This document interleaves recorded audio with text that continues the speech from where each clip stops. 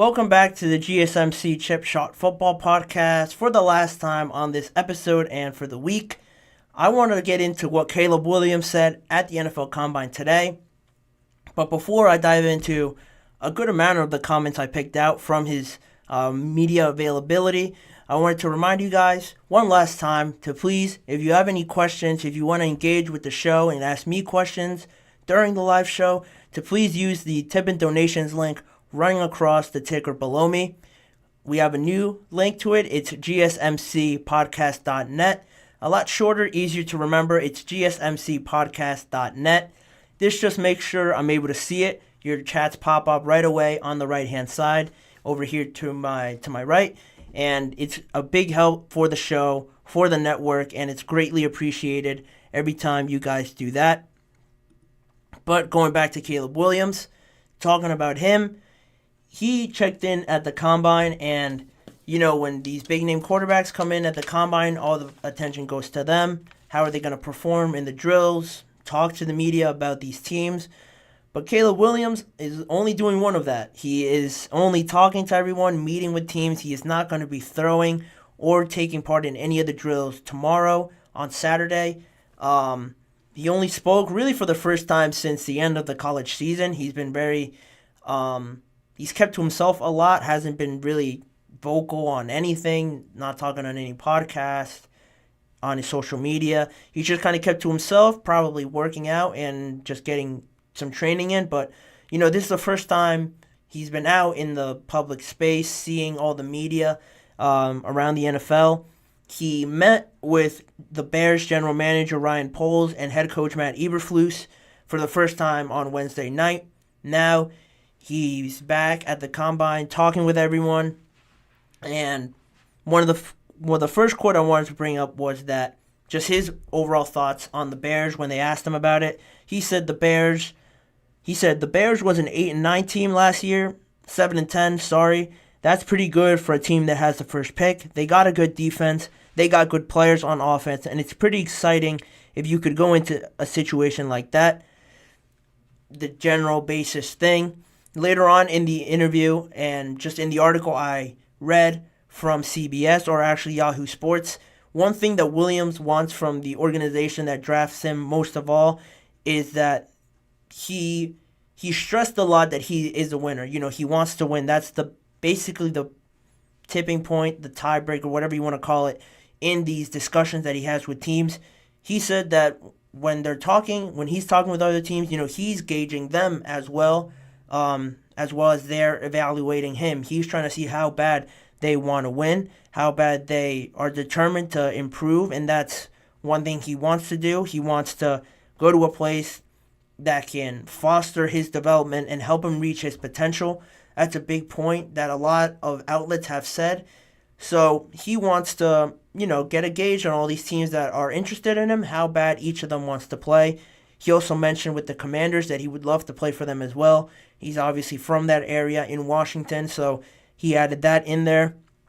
He also gave a reason why he gave that interview with ESPN before the draft, and his words were, "Y'all rarely see me speak, ever. As y'all know, I don't really go out and speak much, but this was important to me, that I wanted to put something out there before I came here, especially with all the noise and things like that that's been brewing." And that's another thing that I saw over this past week.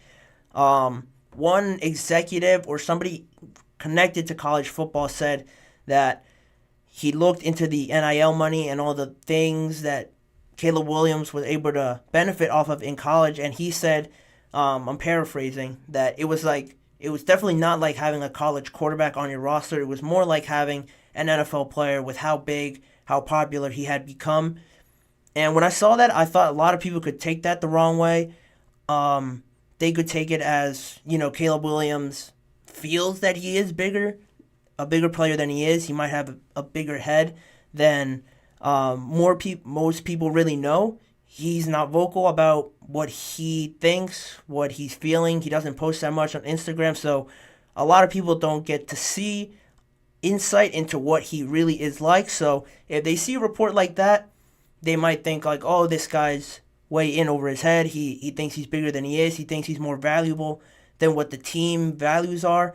And, you know, he came up to the podium, he defended himself, he gave a reason why he wanted to talk, and I thought that was very important. But moving on to another issue that might rub people a little bit the wrong way is not that he's not doing the medical at the combine. And just his thoughts on that were that he said I didn't feel the need to go out there and throw. Or actually, that's the wrong quote. He said, for the medical stuff, I'll be doing the medical stuff, just not here in Indy. I'll be doing it at the team interviews. Not 32 teams can draft me. There's only one of me. So the teams that I get to for my visit, so the teams that will have my medicals, so the teams that I will meet with will have my medicals, and that will be it. Again, all these comments to me seem that, he's very straightforward. He's not going to really sugarcoat anything. He's telling it how it is. He seems like very determined on what's best for him, and he made that shown to everybody on why he's not throwing. At the combine, he said, I didn't feel the need to go out and throw. I played around 30-something games, I believe. Go ahead, go watch the real live ball of me and see how I am as a competitor. Nothing, it all just kind of wraps it all together. And, he went on to say other things about his leadership, what type of leader that he is, what kind of gauge he got from Eberflus and Ryan Poles. And after I read that, to be quite honest, I didn't know too much about Caleb Williams, how he was as a person, how his character was. I did tune in, obviously, to watch some games because of the excitement news around him, but that was pretty much it.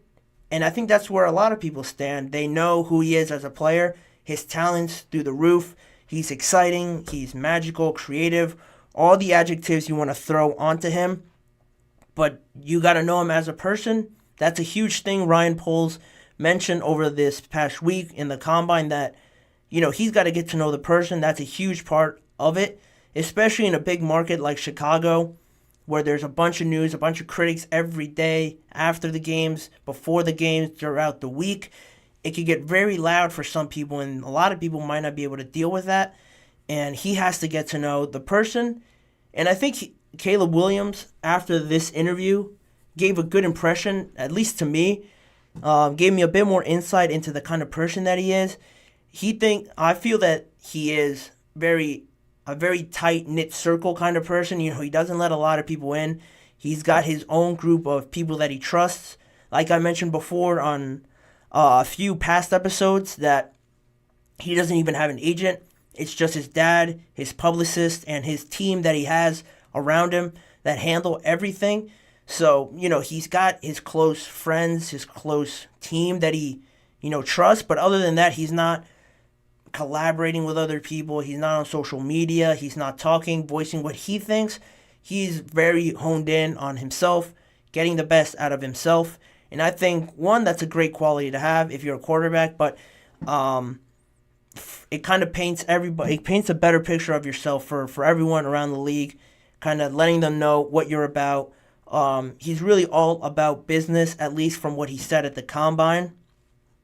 I'm not in the meetings. I didn't ask him much deeper questions, but just on those quotes, he seems like one of those guys. If I were to compare him to somebody, he kind of gives me the energy that an Anthony Edwards would, a Jimmy Butler, CJ Stroud to a certain extent. I think CJ Stroud's a bit more, he's been more active on social media, doing other stuff outside of football.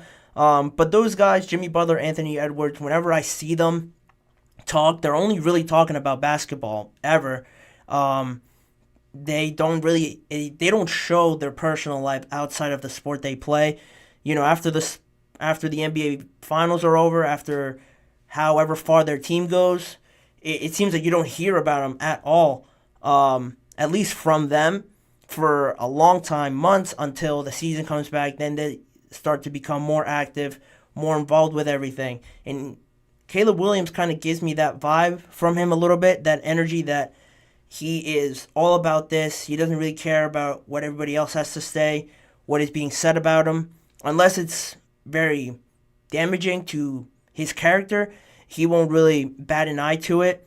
On top of that, I think that could put off a lot of teams if he's very honed in on himself. Some people might think he's very narcissistic, potentially, if they wrap it the wrong way. But I think with a lot of teams, they'll see this. I think they'll really be attached to this sort of personality that he has if they support him with the right amount of people, coach him the right way. But also a lot of teams, there's only going to be 3 teams really that'll draft him. So he doesn't really have to worry about what all the other teams think, just the main 3 that will most likely draft him. But the only thing, I guess, the negative I could produce out of all of this, I've said a lot of positive things about Caleb.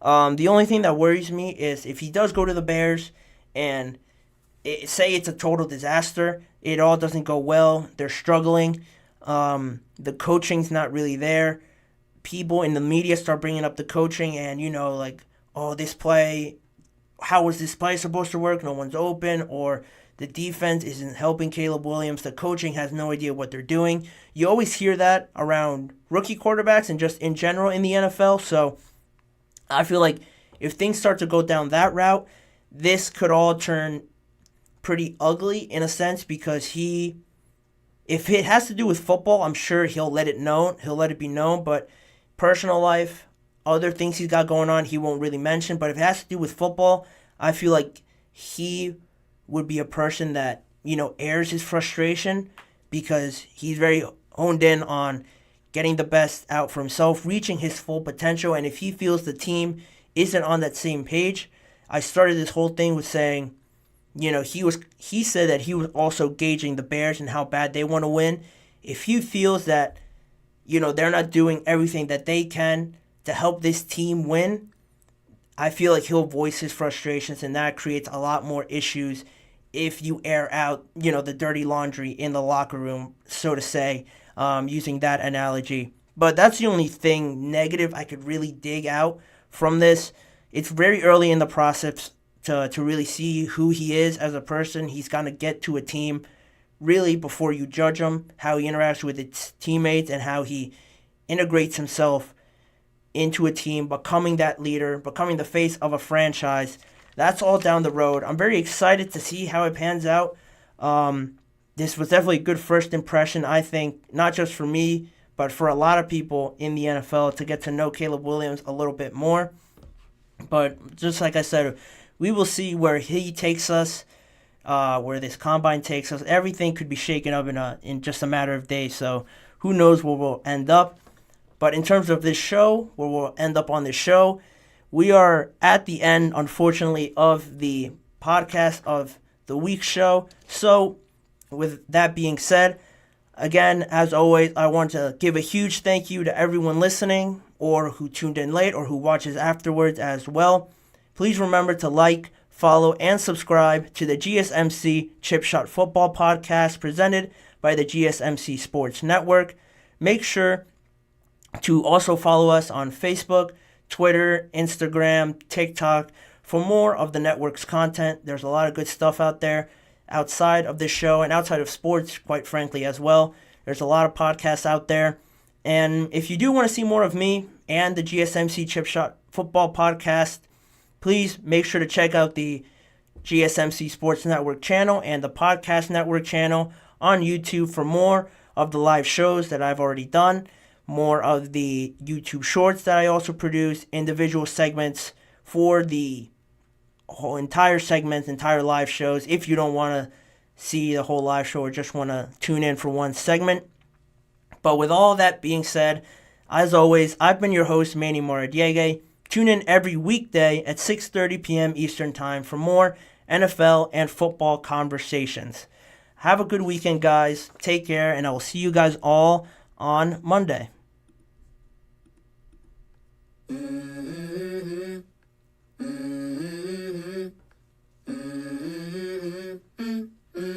Let's go. I wake up to a little bit of drool on my pillow, feel like it's gonna be a bad day. Yeah, I'm tired of shit, and the coffee ain't hit yet, damn, ain't that great.